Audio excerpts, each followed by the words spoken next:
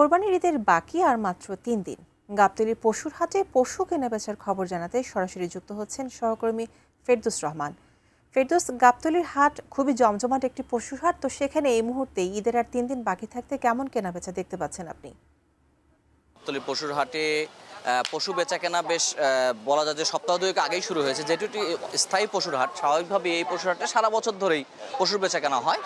এখন যে অস্থায়ী শেড যেগুলোতে আমরা দাঁড়িয়ে আছি, এই পশুগুলো কোরবানির পশু এবং গত বেশ কয়েকদিন ধরে এই পশুগুলো দেশের বিভিন্ন স্থান থেকে খামারি এবং ব্যাপারীরা নিয়ে এসেছেন।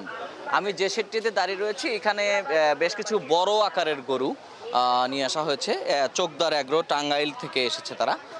প্রায় ৪০টির মতো বেশ বড় সাইজের গরু তারা নিয়ে এসেছে। তার মধ্যে যেমন শাহিওয়াল ব্রাহ্মা জাতের গরু রয়েছে, তেমনি ভারত থেকে আমদানি করা যে বলা হয় যে বলদ যেগুলো আমাদের দেশে, সেগুলো আনা হয়েছে। হরিয়ানা জাতের বিভিন্ন বলদগুলো এখানে আনা হয়েছে। আমরা এখানে যখন আসি তার পরপরই ঢাকা উত্তর সিটি কর্পোরেশনের প্রশাসক এখানে এসেছেন। তারা মূলত সার্বিক ব্যবস্থাপনাটা দেখেছেন যে পশুর হাটে বেচা কেনাটা বা পশুর হাটে পশু এখনও পর্যন্ত প্রচুর পরিমাণে আসছে, তাদের পশুগুলো আসাটা যাতে নির্বিঘ্ন হয় এবং কোনোভাবেই যাতে কোনো ধরনের বাধার সম্মুখীন না হয়, সেই বিষয়গুলো তারা দেখছেন। এখানে সিটি কর্পোরেশনের টিম যেমন রয়েছে, তেমনি পুলিশের টিম, গোয়েন্দা পুলিশ সদস্যদের দল রয়েছে। জাল টাকা শনাক্তকরণে এবং টাকা লেনদেনের জন্য ব্যাংকের বুথও স্থাপন করা হয়েছে। কিন্তু যে বিষয়টি আসল সেটি হচ্ছে পশুর কেনাবেচা। যদি বলি, এখনও পর্যন্ত পশুর কেনাবেচা সেই অর্থে জমে ওঠেনি। তবে ছোট আকারের পশু যারা কেনেন, অর্থাৎ মধ্যবিত্তের নাগালের মধ্যে যে পশুগুলো, যেগুলো ১ লাখের নিচে থেকে ২ থেকে ২.৫ লাখের মধ্যে যে পশুগুলো, সেগুলো কিন্তু বেশ কিছু বেচা কেনা হয়েছে, যার কয়েকটি চিত্র আমরা হাসিল ঘরের সামনে দেখতে পেয়েছি।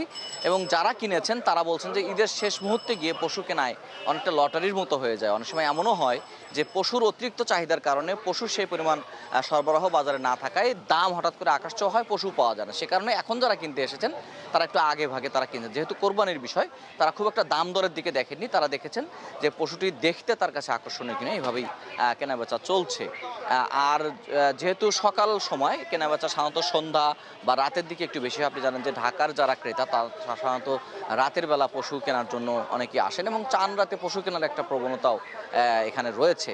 তো সব মিলিয়ে ব্যাপারীরা আশা করছেন যে এবার তারা যে কাঙ্ক্ষিত দাম চাচ্ছেন সেটা হয়তো একটু বেশি তারা চাচ্ছেন, কিন্তু তারা তাদের প্রত্যাশিত দাম যখন পাবেন তখন তারা ছেড়ে দেবেন এবং খুব একটা দরদাম না করে ছেড়ে দেবেন। এবং তারা বলছেন যে যে পশুগুলো তারা এনেছেন হাটে, সবগুলো পশু নিয়ে তারা যেতে পারবেন। রাজধানীতে এবার 11টি পশুর হাট ঢাকা উত্তর সিটি কর্পোরেশনের পক্ষ থেকে বরাদ্দ দেওয়া হয়েছে। এছাড়া ঢাকা দক্ষিণ সিটি কর্পোরেশনের পক্ষ থেকেও হাট বরাদ্দ দেওয়া হচ্ছে। সব মিলিয়ে 26টি পশুর হাট হচ্ছে ঢাকার। সবগুলো পশুর হাটই কেনাবেচা এখনও জমে না উঠলেও পশুর যে আমদানি, পশুর যে সরবরাহ, সেটিতে বলা যায় যে হাট কিন্তু বেশ জমজমাট। এখন শুধু অপেক্ষা ক্রেতারা কখন এসে এই পশুগুলো ক্রয় করবেন এবং সেই দাম দর কেমন হয় সেটি আসলে দেখার বিষয়। তবে যেটি বলা হচ্ছে যে ভারতীয় গরু প্রবেশ করলে দাম কমে যাবে, গাবতলী বা এই রাজধানীর হাটগুলোতে অন্তত সেরকম কোনো পশু আমাদের চোখে পড়েনি। অর্থাৎ যে পশুগুলো রয়েছে সেগুলো আমাদের দেশের মধ্যেই লালিত পালিত হয়েছে। হয়তোবা অন্যখান থেকে এই পশুগুলোর জাতগুলো আসতে পারে, কিন্তু এগুলো আমাদের দেশে পালিত, এগুলো আমাদেরই খামারের পশু, যেগুলো প্রান্তিক খামারি এবং বড় খামারিদের কাছ থেকে ব্যাপারীরা কিনে এই হাটে নিয়ে এসেছেন।